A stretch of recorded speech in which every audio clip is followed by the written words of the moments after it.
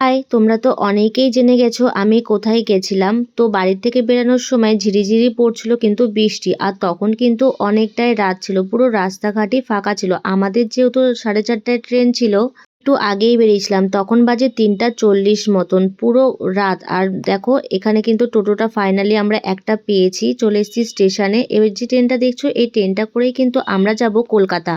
আমার কিছু কাজের জন্যই কলকাতা যাওয়া হচ্ছে, তো আমরা ভাবলাম চলো ভেতরে গিয়েই বসি। আর ভেতরে দেখো পুরো কুটকুটা অন্ধকার, লাইট ফ্যান কিছুই ছিল না। কেন, তখনও টাইম হয়নি তাই কিছুই দেয়নি। মাম্মাম এদিকে একটু বিরক্ত হচ্ছিল।